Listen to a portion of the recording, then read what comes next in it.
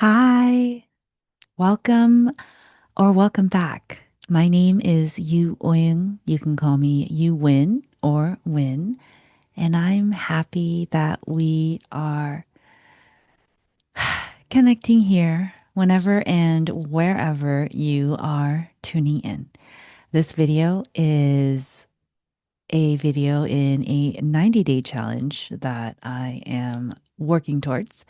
And it really is to speak my truth and share my story, however, that shows up every time I hit record.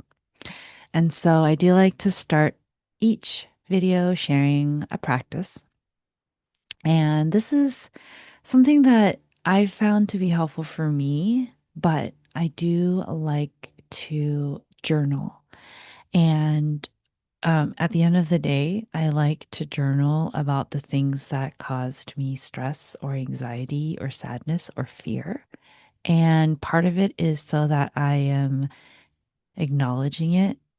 I can go throughout the day and not be aware of my emotions unless I'm having the chance to check in. And so I figure at the end of the day, before I go to bed, pull out my journal and I write down all the things that I remember causing me to get activated or agitated in some way. And I write it down, and it's my way of releasing it and not holding on or forgetting to acknowledge it. I think there is a lot of power in acknowledging whatever it is that we feel. And so that's something that I wanted to share with you for your consideration. Take it if it resonates and leave it if it doesn't. And then today, I wanted to talk about being a woman. It was really interesting because I'm reading Writing Creativity and Soul by Sue Monk Kidd.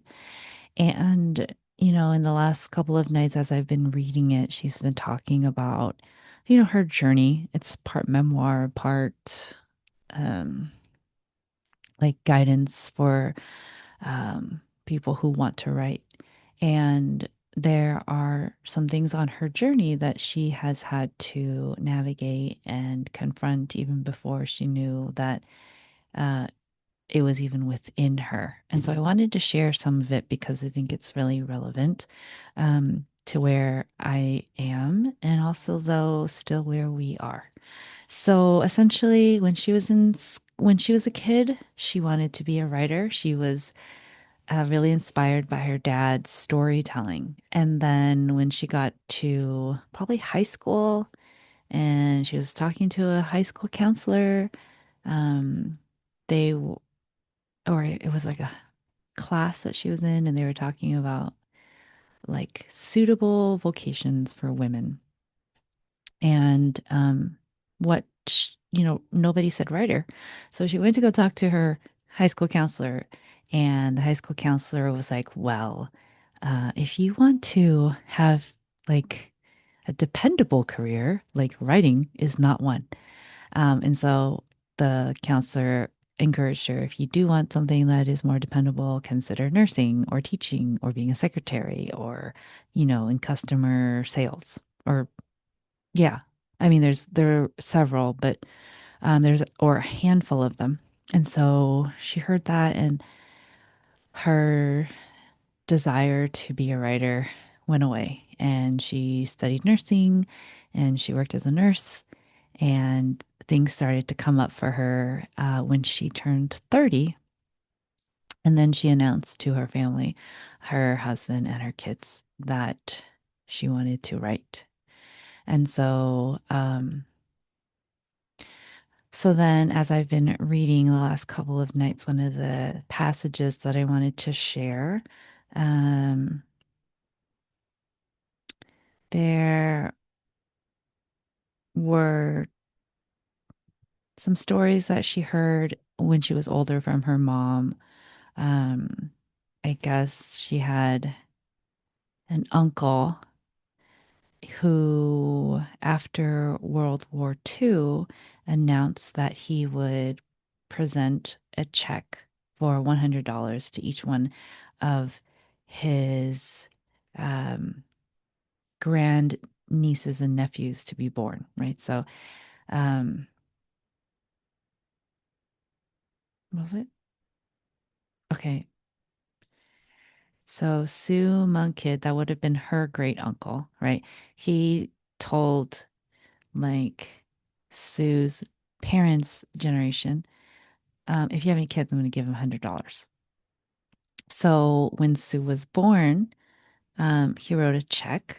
And when Sue's mom looked at the check, it was written for $99.99. And so he said, the uncle, the great uncle, if you're wondering about the amount, it's a penny less because Sue's a girl.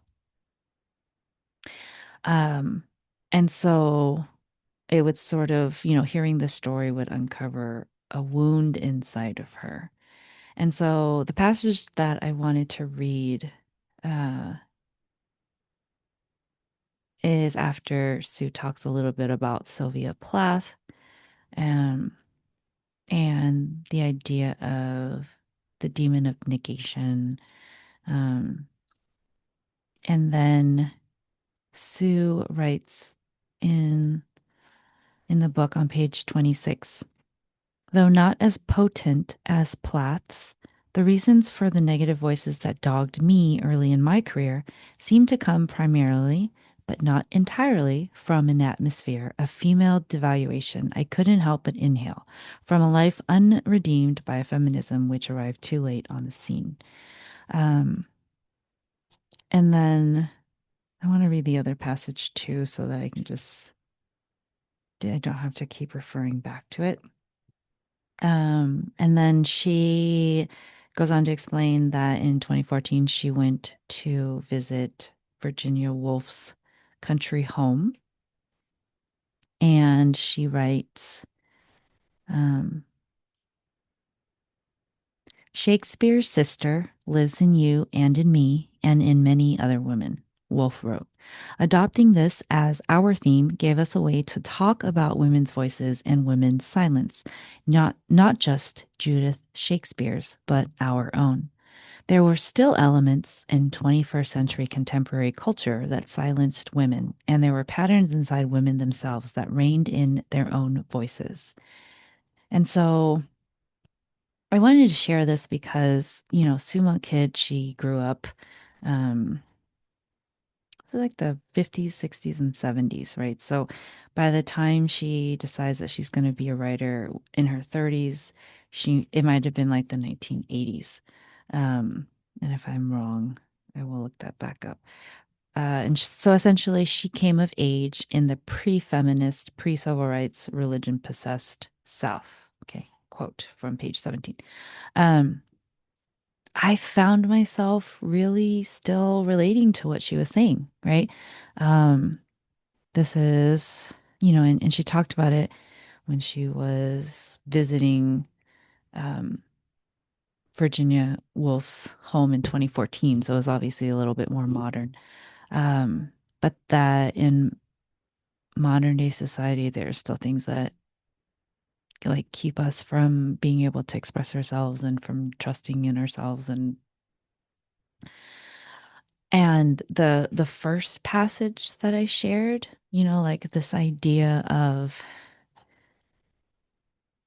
an atmosphere of female devaluation as a woman and a woman of color living in um, the United States, it's still very apparent to me. And I don't know if it is for other people.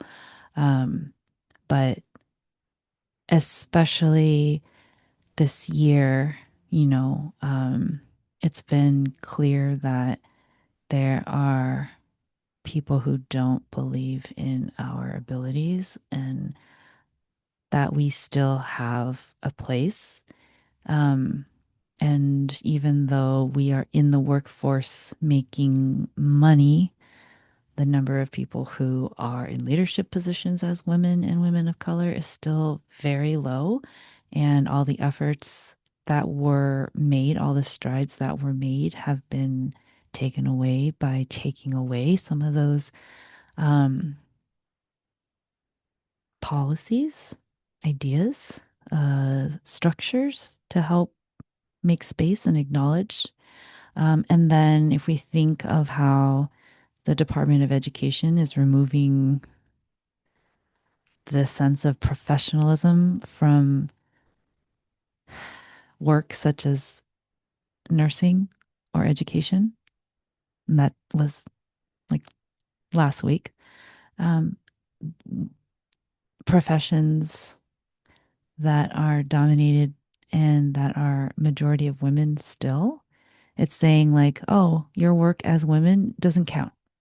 And so there is definitely still a devaluation of women, even if we are in 21st century. And I think there's a lot that that says about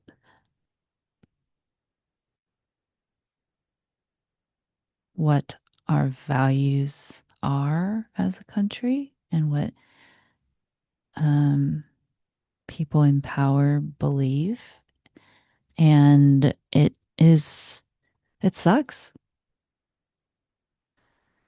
It sucks. And I remember there was a time, it was probably like when Roe versus Wade was overturned and maybe some other things that were going on, um, where I remember feeling like a second class citizen as a woman, not just a woman of color, but um,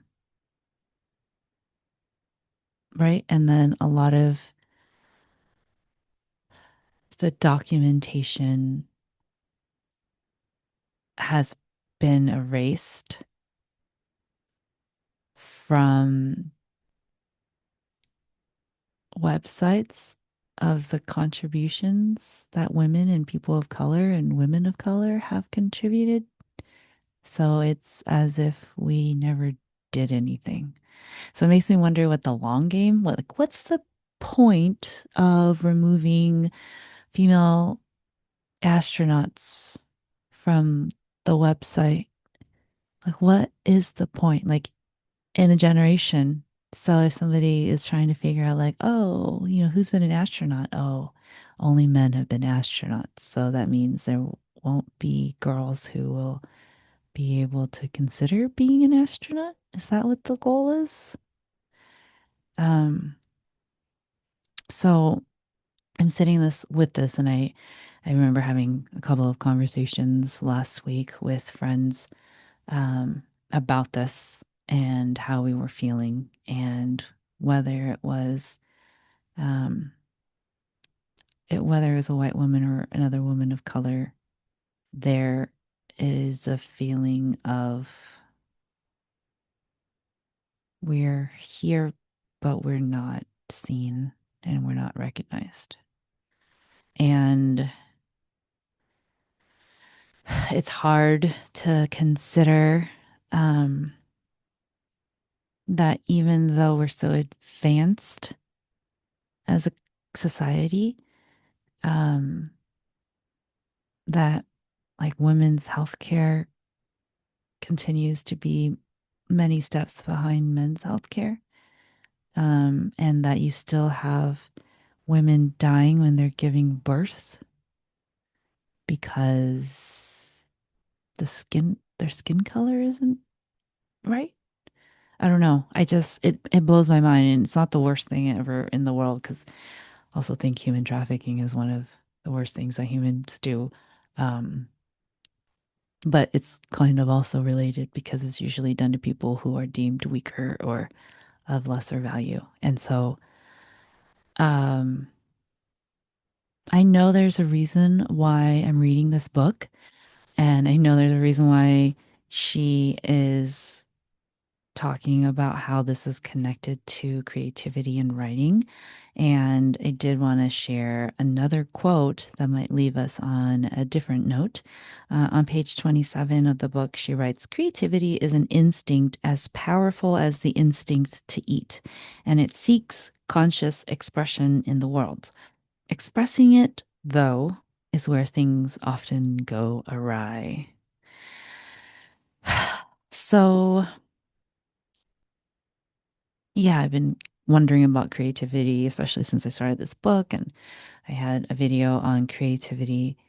Um, And I'm sensing that all of this is coming up so that I can have the reckoning that I need to have around what's been holding my voice back as a woman of color, and the devaluation of my efforts and my work, even if I do the same work as a man or somebody who identifies as a man.